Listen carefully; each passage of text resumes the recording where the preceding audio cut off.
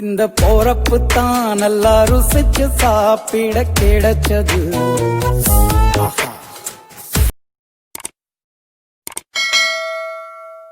Hi friends, welcome to our FDF Tamil channel.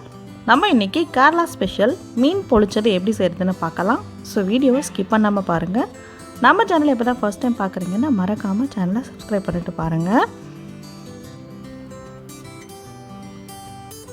இதுக்கு முழு மீனாக எந்த மீன் வேணால் எடுத்துக்கலாம். நான் இன்றைக்கி முட்டைப்பாறை 3 மீன் எடுத்திருக்கேன். இந்த மாதிரி நடுவில் கீறி விட்டுக்கலாம். அப்போ தான் மசாலா எல்லாம் நல்லா உள்ளே அப்சர்வ் ஆகும். இப்போது மசாலா ரெடி பண்ணிக்கலாம். 2 டீஸ்பூன் அளவுக்கு மிளகாய்த்தூள்,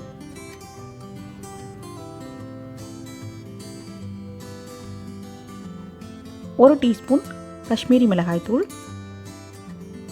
இது நல்ல கலர் கொடுக்கும்.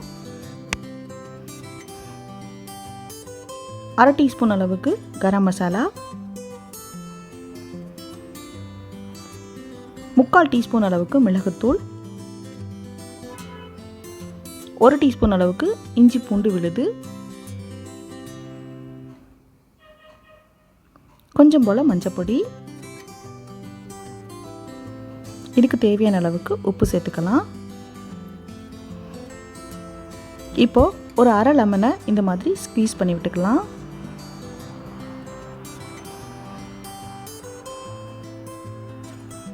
இப்போ கொஞ்சம் போல் தண்ணி சேர்த்து நல்ல ஒரு பேஸ்ட்டு கன்சிஸ்டன்சியில் கலந்து எடுத்துக்கலாம். இப்போ நம்ம எடுத்து வச்ச மீனில் தடவி விட்டுக்கலாம். ஃபுல்லாக இந்த மாதிரி மசாலா எல்லாம் மீனில் தடவி எடுத்துக்கலாம். இப்போ நான் எடுத்த அளவு இந்த 3 மீனுக்கும் கரெக்டாக இருக்குது. உங்களுக்கு தேவையான அளவுகளில் பேஸ்ட்டு ரெடி பண்ணிக்கலாம். இப்போ நம்ம ரெடி பண்ணிட்டோம். இதை நம்ம முதல்ல பொரிச்சு எடுத்துக்கலாம். பொரிக்கிறதுக்கு நான் இன்றைக்கி தேங்காய் எண்ணெய் எடுத்திருக்கேன். நீங்கள் ஆயிலில் வேணாலும் பொரிச்சு எடுத்துக்கலாம். ஆனால் தேங்காய் எண்ணெயில் செய்யும்போது ரொம்பவே நல்லாயிருக்கும். 3லேருந்து 5 டேபிள் ஸ்பூன் அளவுக்கு தேங்காய் எண்ணெய் சேர்த்து பொரிச்சு எடுத்துக்கலாம்.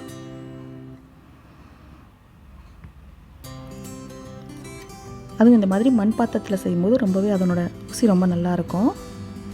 இப்போ நம்ம பொரிச்சு எடுத்துட்டோம்.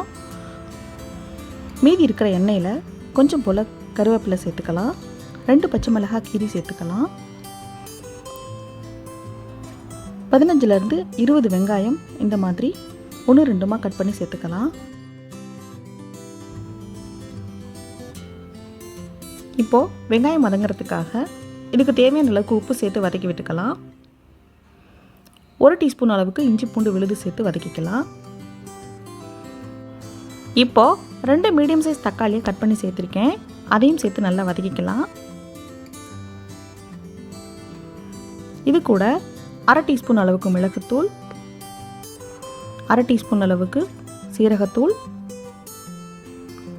கொஞ்சம் போல் மஞ்சப்பொடி, 1/2 டீஸ்பூன் அளவுக்கு கரம் மசாலா, 1/2 டீஸ்பூன் அளவுக்கு காஷ்மீரி சில்லி பவுடர், இது எல்லாம் சேர்த்து ஒரு வதக்கிக்கலாம்.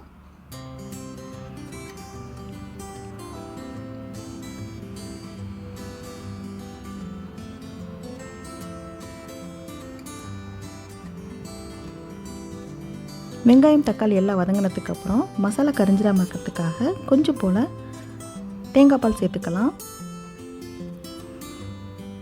நம்ம தண்ணி வேணாலும் சேர்த்துக்கலாம். ஆனால் தேங்காய் பால் சேர்க்கும்போது நமக்கு இதனோட டேஸ்ட் ரொம்பவே நல்லாயிருக்கும். இப்போது இதில் இருக்கிற பச்சை மிளகாயை நம்ம எடுத்துடலாம். அதுக்கடுத்து வாழை இலையை நல்லா தண்ணியில் கழுவிட்டு இந்த மாதிரி தோசை தவாவில் வச்சு வாட்டி எடுத்துக்கலாம். இந்த மாதிரி வாட்டும் போது நமக்கு ஃபோல்டு பண்ண நல்லா வரும். அதுவும் இல்லாமல் அதனோட ஃப்ளேவர் நல்லா இறங்கும். இப்போ நம்ம செஞ்சு வச்ச பேஸ்ட்டை இந்த மாதிரி வாழை இலையில் தேவையான அளவு எடுத்து வச்சுக்கலாம்.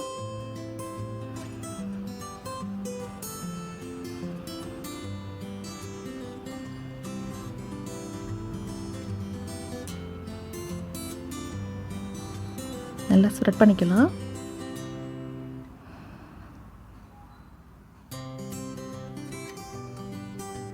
இப்போ நம்ம பொரிச்சு வச்ச மீனை எடுத்து அது மேலே வச்சிடலாம்.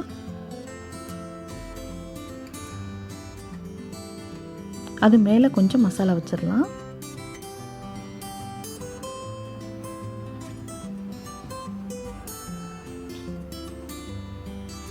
இப்போ நம்ம இந்த மாதிரி இலையை மடித்து எடுத்துக்கலாம். அதை கட்டுறதுக்கு வாழை நார் வச்சு இந்த மாதிரி கட்டிக்கலாம். இப்போ இந்த மாதிரி எங்கேயும் பிரியாமல் நல்லா ஃபோல்டு பண்ணி எடுத்துக்கலாம். இப்போ தோசை தவாவில் இந்த மாதிரி நம்ம மீனை புளிச்சு எடுத்துக்கலாம்.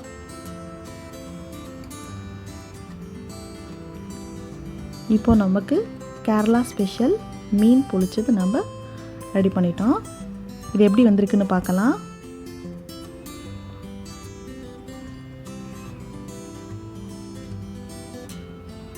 நல்ல ஃப்ளேவர், நல்லா ஓப்பன் பண்ணும்போதே நல்லா அந்த வாழை இலையோட ஃப்ளேவரோட அந்த ஃபிஷ் நல்லா குக் ஆகிருக்கு.